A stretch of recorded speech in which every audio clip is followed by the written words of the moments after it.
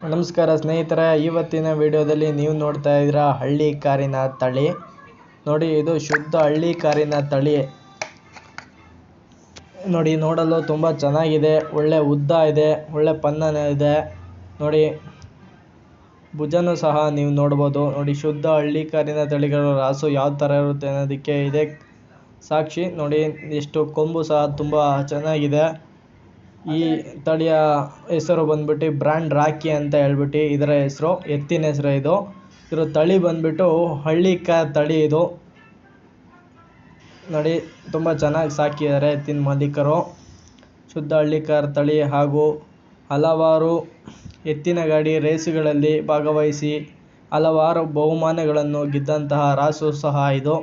ಇದು ತನ್ನ ಸಣ್ಣ ವಯಸ್ಸಿನಲ್ಲಿರುವಾಗಲೇ ಮಂಡ್ಯದಲ್ಲಿ ಹಲವಾರು ಬಹುಮಾನಗಳನ್ನು ಗೆದ್ದಂತಹ ರಾಸು ಇದು. ಈಗಲೂ ಸಹ ಹಲವಾರು ಎತ್ತಿನ ಗಾಡಿ ಓಟದ ಸ್ಪರ್ಧೆಗಳಲ್ಲಿ ಭಾಗವಹಿಸಿ ಹಲವಾರು ಬಹುಮಾನಗಳನ್ನು ತನ್ನ ಮುಡಿಗೇರಿಸಿಕೊಂಡಿದೆ ಇದು ಎತ್ತು. ಹಳ್ಳಿ ಕಾರ್ ತಳಿಗಳು ನಮ್ಮ ದೇಸಿ ತಳಿಗಳು.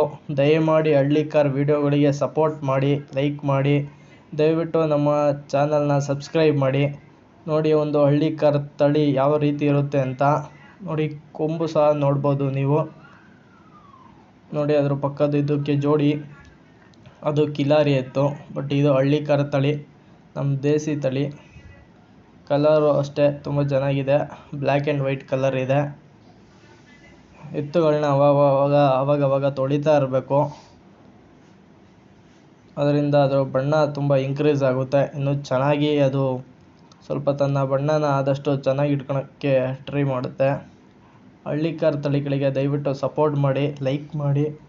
ಈ ರಾಸು ಹಲವಾರು ಎತ್ತಿನ ಗಾಡಿ ರೇಸ್ಗಳಲ್ಲಿ ಭಾಗವಹಿಸಿದಂತಹ ರಾಸು. ನೋಡಿ, ತುಂಬ ಚೆನ್ನಾಗಿದೆ ಅದರ ಜೋಡಿ. ಮುಂದಿನ ವಿಡಿಯೋದಲ್ಲಿ ಇನ್ನೊಂದು ವಿಡಿಯೋ ಹಾಕ್ತೀನಿ.